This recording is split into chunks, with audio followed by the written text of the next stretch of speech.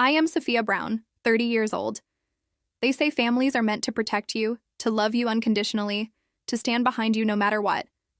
But what happens when your own family decides you don't matter?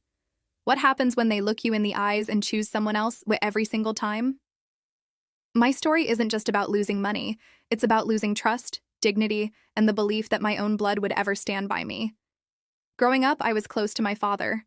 He wasn't perfect, but he was steady, hardworking, and always reminded me that I was his pride. When I was little, he'd sit at the kitchen table late at night after work, drinking his coffee, and tell me stories about how he started with nothing and built his business from the ground up. He'd say, "All of this one day will be for you, because you're my legacy." At that time, I believed him completely. His words were a blanket of safety wrapped around me, but life has a way of tearing blankets apart. My mother passed away when I was young, and after a few years, my father remarried. That's when she entered my life, my stepmother. She didn't walk in with open arms or even with quiet respect for the woman who came before her. No, she came in with cold calculation. From the start, she made sure I knew my place. Second. At first, I tried to give her the benefit of the doubt. I was still a teenager, still holding on to the hope that maybe we could build some kind of relationship. But then her daughter, my stepsister, came into the picture. From day one, she was the golden child. Everything she did was celebrated, from the way she dressed to the grades she barely scraped by with. Meanwhile, my achievements were either ignored or twisted into something negative. If I brought home straight A's, I was told I was showing off. If she managed a passing grade, she was treated like she'd just won an Olympic medal. If I helped around the house, it was expected. If she washed a single dish, she was praised like a saint. It was favoritism so blatant that even distant relatives whispered about it at family gatherings. And yet, my father, he stayed silent. That silence was the sharpest betrayal of all. I kept telling myself it was temporary, that maybe he didn't see it, that maybe behind closed doors he would pull me aside and remind me that I still mattered. But the truth was harder. He did see it. He just didn't stop it. And over time, his silence became approval. There were moments that cut deep and stayed with me. Like the Christmas when I spent weeks saving up for a thoughtful gift for my father, only to have my stepmother shove it aside saying, "We already got him something better." She made sure the golden child handed over that gift in front of everyone, taking my moment away. I remember standing there, holding my wrapped box, trying not to let the tears sting my eyes as everyone clapped for her. Or the time of my high school graduation. I worked my way to the top of my class, gave the valedictorian speech, and looked into the audience expecting to see pride in my father's eyes.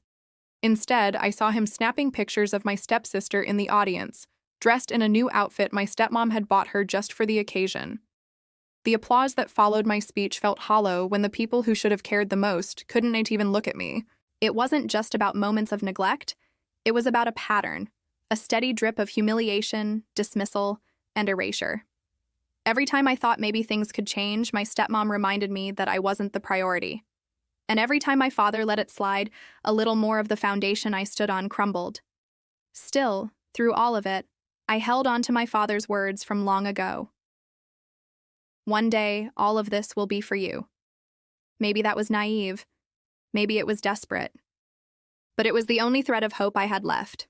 That someday, when the dust settled, my father's legacy would prove that he did love me, that I did matter, and that all the years of being treated as invisible wouldn't erase me. I didn't realize then that the very woman who had pushed me aside at every turn was already planning her final act of cruelty. She didn't just want me humiliated. She wanted me erased completely, even from my father's will.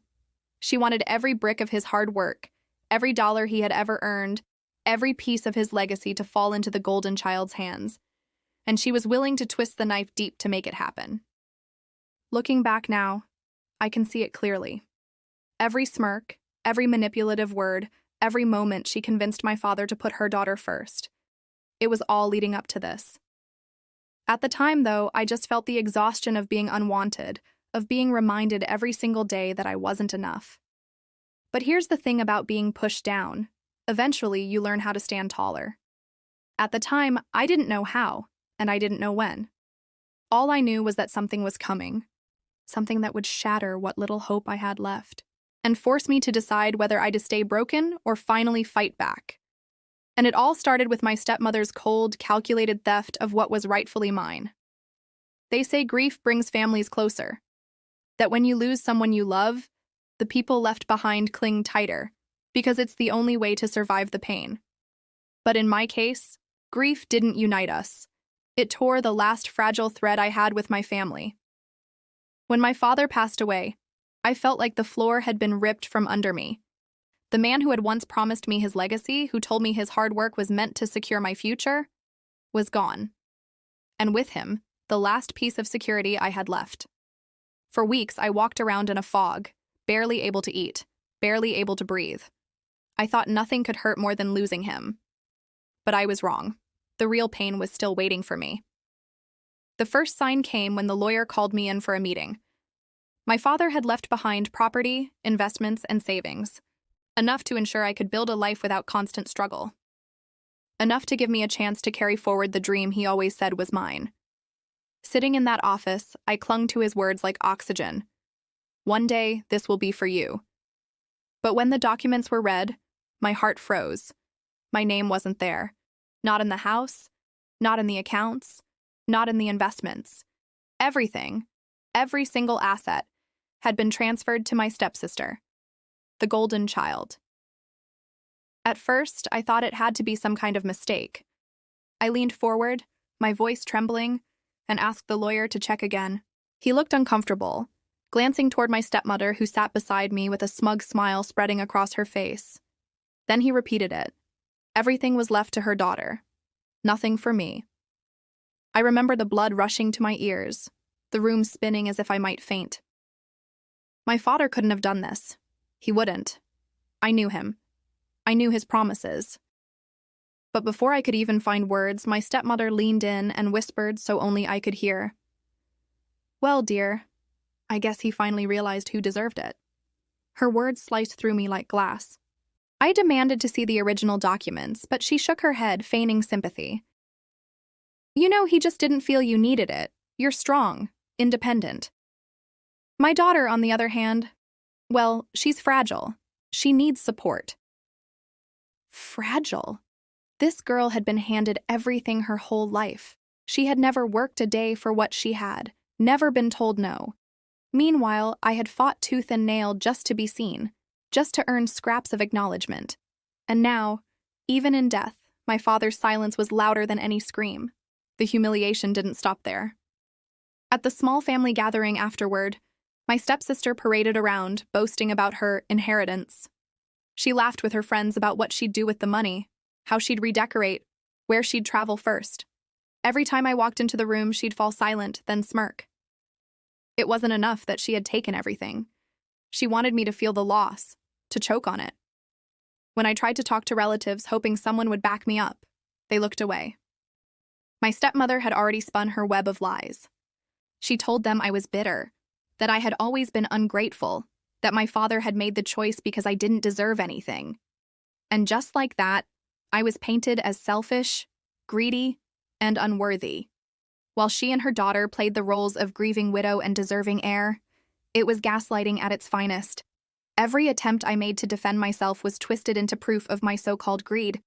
When I asked for fairness, they called me entitled. When I cried, they called me dramatic. When I demanded answers, they told me to let it go because it was Dad's decision. But deep down, I knew the truth.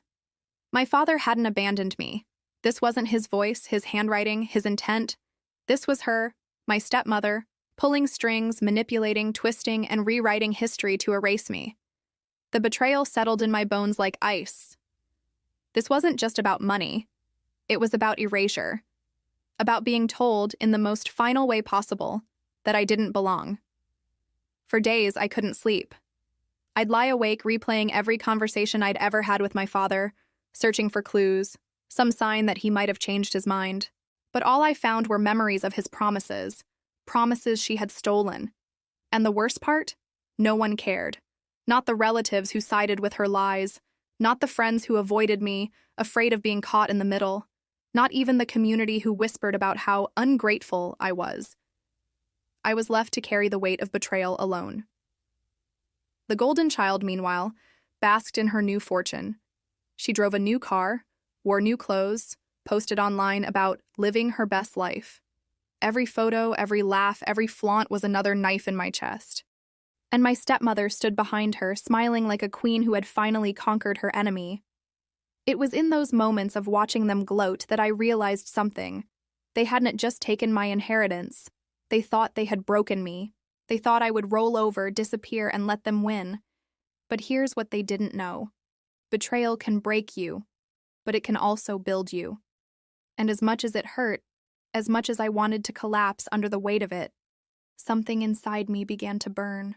A quiet, steady fire that whispered, "No, not this time, not like this." I didn't know how yet. I didn't know when. But I knew one thing for certain. They would regret underestimating me. Because the girl they thought they had erased wasn't gone. She was just getting started. They say rock bottom has a way of teaching you who really cares. I learned quickly that when your pockets are empty and your reputation has been poisoned, the people you thought would stand beside you vanish like smoke. After the inheritance was stolen, my life collapsed piece by piece. I couldn't escape the whispers. At the grocery store, I'd hear neighbors murmur, "That's the one who fought over her father's will. So greedy." On social media, my stepsister's posts taunted me. New vacations, designer clothes, champagne toasts with captions like, "Daddy always knew I deserved the best." Every photo felt like a slap, a reminder that she had everything I was promised. And she wanted me to see it, to choke on it. Meanwhile, I was drowning. Bills piled up. I couldn't afford the rent my father once helped cover, so I moved into a tiny, damp apartment where the walls seemed to close in on me. Nights were the worst. I'd lie awake, staring at the ceiling, my mind spinning with anger and grief. I had lost my father, my home, my inheritance, and my dignity, all in one brutal strike. I reached out to relatives, desperate for someone to tell me I wasn't crazy, that they believed me. But their responses cut deeper than silence. "You should move on. Don't drag the family name through the mud." Some even sided openly with my stepmother, telling me I should be grateful she hadn't thrown me out of the funeral. It was as if I had been erased not just from the will, but from the family itself. I sank lower. Depression clung to me like a second skin. I stopped answering calls. I avoided mirrors because I couldn't stand the reflection staring back, the reflection of someone beaten, humiliated, unwanted.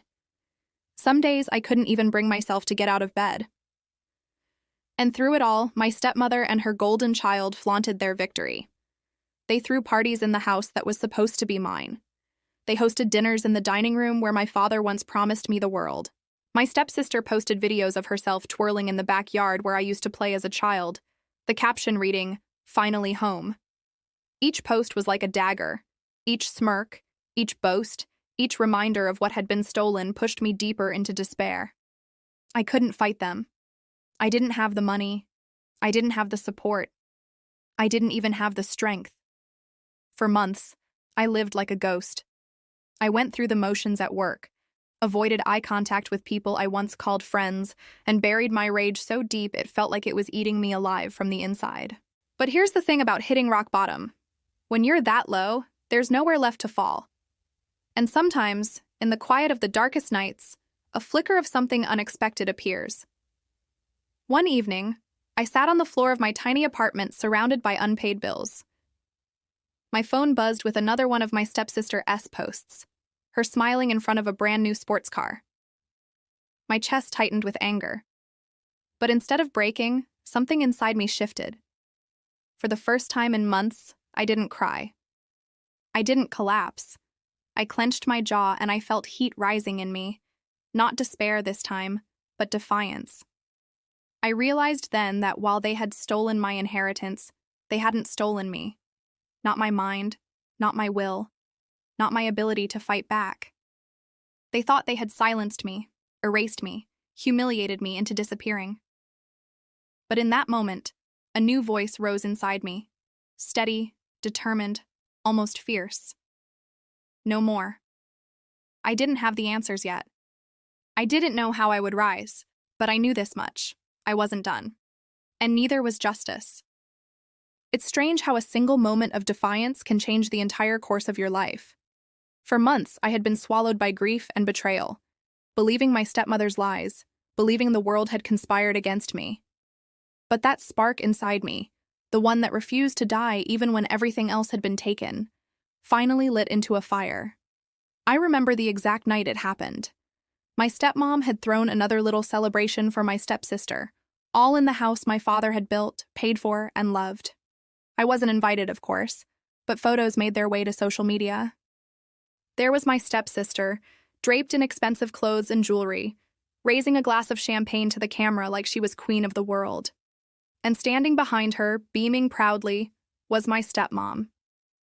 They looked so victorious, so certain that they had buried me beneath the weight of their lies. But what they didn't know was that their arrogance was the very thing that pushed me to act. Something about seeing them flaunt what wasn't theirs finally snapped me out of my grief. That night, I made myself a promise. I wouldn't stop until I uncovered the truth. The next morning, I went digging. At first, I didn't know where to start. All the legal talk during the will reading had felt like a foreign language, and the lawyer my stepmom had dragged in that day was clearly more her ally than mine. But my father wasn't careless. He was meticulous. Somewhere, I believed, there had to be a paper trail. I started in his study. The room had been locked since his passing, but I still had an old key hidden in my dresser. The air inside smelled faintly of his cologne, and for a moment my heart ached so badly I almost gave up. But grief had to take a back seat to justice. I sifted through drawers, files, even the backs of picture frames. Most of it was routine: bank statements, insurance policies, old letters. But then I noticed something odd. A leather folder tucked at the bottom of the filing cabinet, hidden beneath old tax documents. Inside, I found the last will and testament my father had personally written before he died. The signatures were all there. The language was clear and unmistakable. Everything, his house, his savings, his investments, was meant to be split fairly between me and my stepsister. No mention of excluding me. No mention of my stepmother at all. My hands shook as I held the document. If this was authentic, and I had no reason to believe it wasn't tea, then everything my stepmom had said during that will reading was a lie. But I needed proof. Not just a piece of paper, but confirmation that what I had uncovered would stand in court. That night, I contacted a lawyer recommended by a distant family friend, someone outside my stepmom's circle of influence. Meeting with him felt like stepping into a new world. He read through the folder, adjusted his glasses, and then gave me a look I'll never forget. "This," he said, tapping the paper, "is the original. What they presented at the will reading must have been a forgery." A forgery. The word tasted both bitter and sweet on my tongue. Bitter, because of the depth of betrayal it confirmed. Sweet, because it meant I wasn't crazy. My father hadn't abandoned me. He had wanted me cared for. My stepmother had stolen not just my inheritance, but my sense of belonging. In the weeks that followed, I worked closely with the lawyer, piecing together every shred of evidence. We gathered copies of bank transfers, identified handwriting inconsistencies, and even dug into the shady lawyer my stepmom had hired for the reading. Piece by piece, the picture became clearer. They had conspired to cut me out, to funnel everything into my stepsister's hands. All the while, my stepmom and stepsister continued to flaunt their ill-gotten wealth. Lavish vacations, shopping sprees, flashy cars, each one posted online like a taunt. But instead of breaking me, each photo fueled me. While they laughed, I grew sharper. While they celebrated, I planned. One memory still burns in my mind. I ran into my stepsister at a cafe one afternoon. She was dripping in designer clothes, sipping on a latte, when she noticed me. With a smirk, she leaned over and said, "Still struggling, huh? Dad never really wanted you to have anything, you know. Mom just made sure his wishes were honored." It took everything in me not to laugh in her face. If only she knew what I had tucked safely away in my bag. If only she knew how close she was to losing everything. The turning point came one late evening in my lawyer's office. He had just finished cross-referencing the dates on the forged will with my father's hospital records. "Your father was heavily sedated the day this so-called will was signed," he explained. "There's no way he could have legally consented to this. And look at the signatures. Notice the difference in the loops and the ink. This was forged. That was the smoking gun. The irrefutable evidence.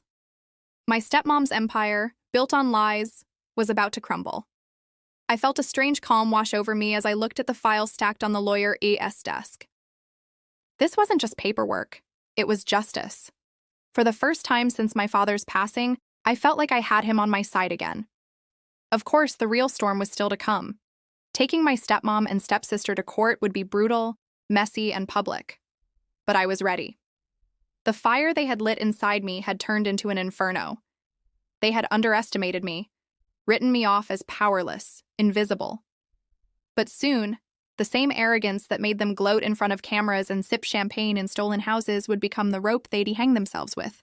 I walked out of that office with my head held high, clutching the folder like a shield. For the first time, the power was shifting, and I knew, deep down, that by the time this battle was over, they wouldn't just regret what they had done.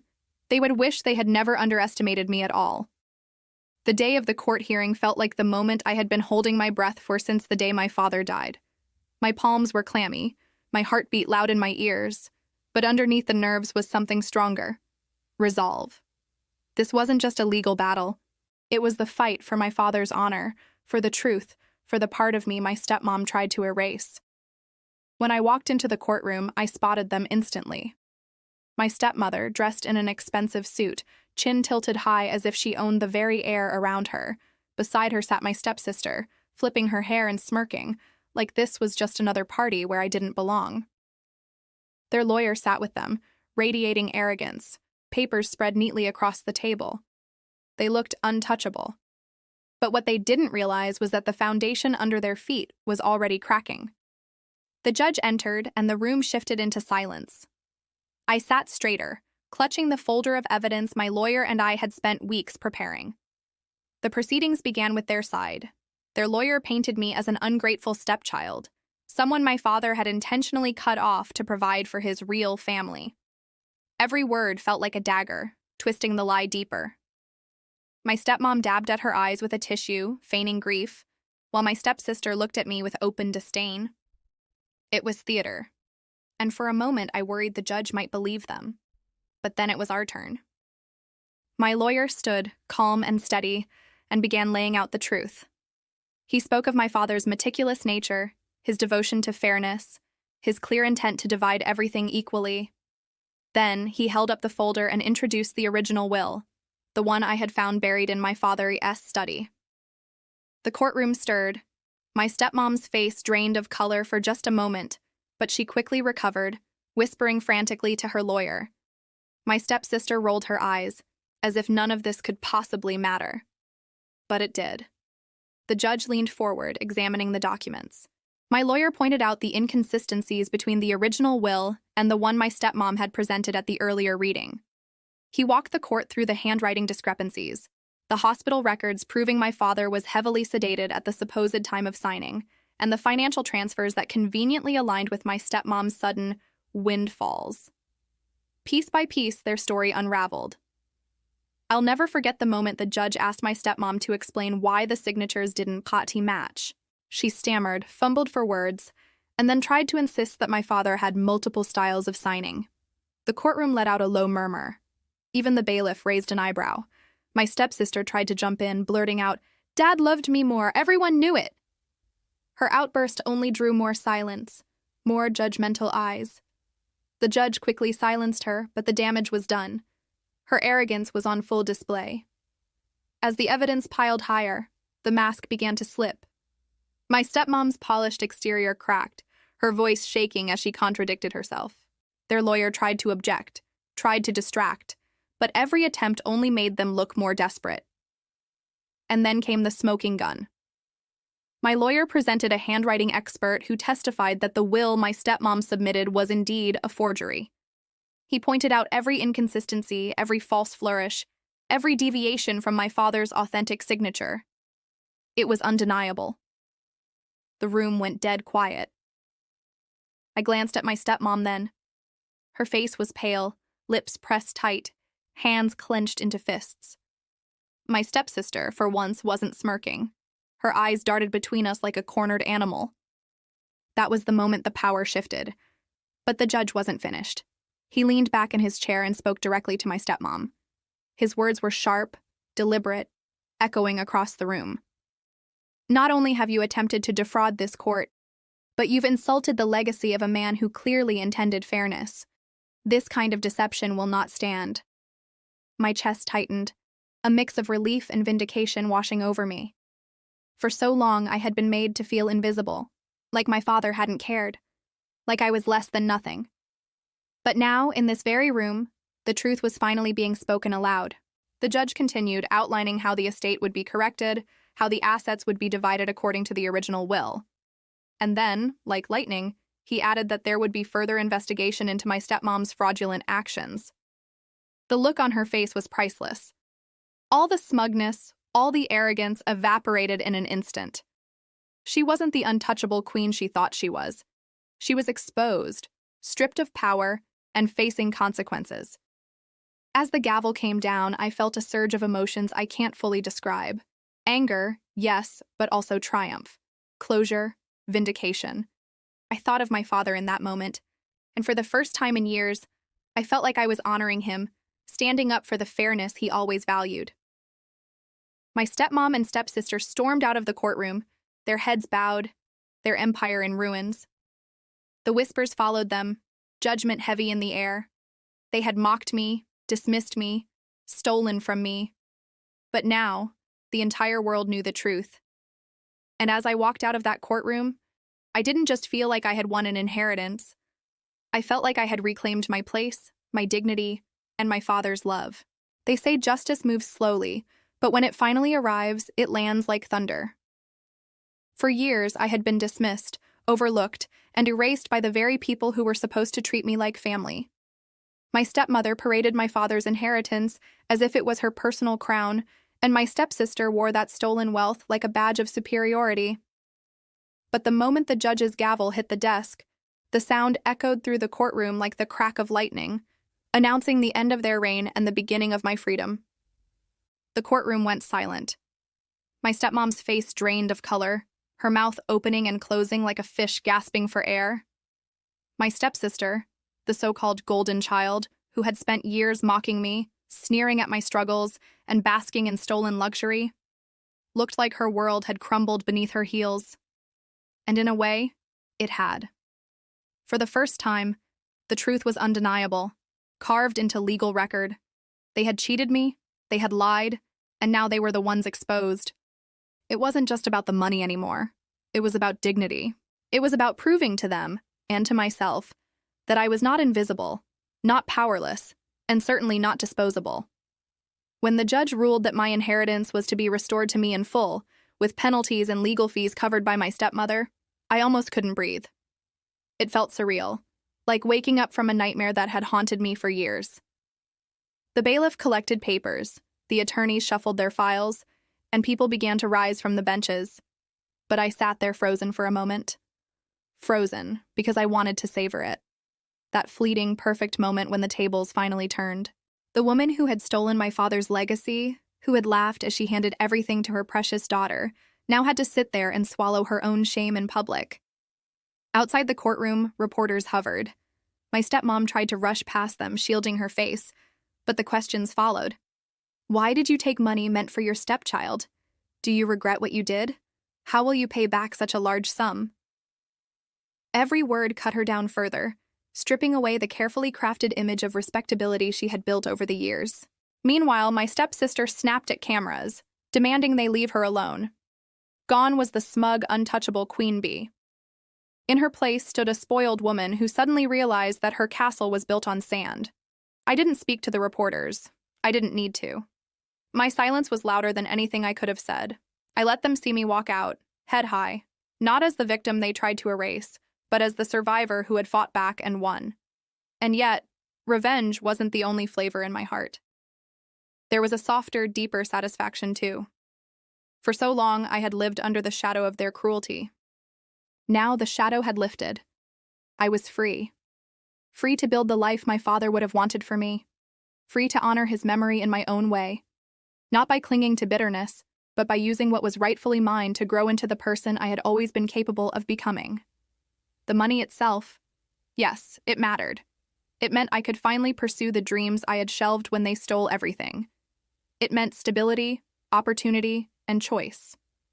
But what mattered even more was the shift inside me. I was no longer the forgotten stepchild. I was no longer the girl begging for scraps of kindness. I was someone who had faced betrayal head-on, fought through the humiliation, and come out stronger than they ever imagined I could. In the weeks that followed, I heard whispers about how life unraveled for my stepmom and stepsister. Debt collectors at their door, former friends turning their backs, invitations drying up as quickly as their reputation. They had spent years believing they could step on me without consequence. And now, consequence was all they had left. I won't lie. A part of me enjoyed hearing about their downfall. After all the pain they caused, there was a grim poetry in watching karma deliver its blows. But I also knew that I didn't need to dwell on it. Their ruin was their own doing, and I had no obligation to carry that weight any longer. One evening, as I sat at my desk holding the final signed order from the court, I let myself cry. Not tears of sadness, but tears of release. It felt like closing a chapter I had been trapped in for too long. For the first time in years, I could picture a future without them looming over me, a future that was mine. My father's voice echoed in my memory, the way he used to tell me I was strong, capable, destined for more than I believed. He had been right. And though he wasn't here to see it, I hoped that somewhere, he knew his daughter had finally won back not just her inheritance, but her place in the world. So here I stand today, not broken, not bitter, but whole. Justice came, and it came loud. My stepmom and her golden child may never recover from the blow, but I don't need them to. Their chapter in my story is over. Mine continues. And if you've ever been silenced, dismissed, or betrayed by the people you should have been able to trust most, know this. Your story isn't finished either. If my journey resonates with you, I'd love for you to stay connected with me. Like this video if you've ever felt invisible in your own family. Share it if you believe justice always finds its way. And subscribe if you want to hear more stories of strength, betrayal, and the victories that follow. Because sometimes the best revenge isn't just winning. It's living free, stronger than before, and never letting them write the ending of your story.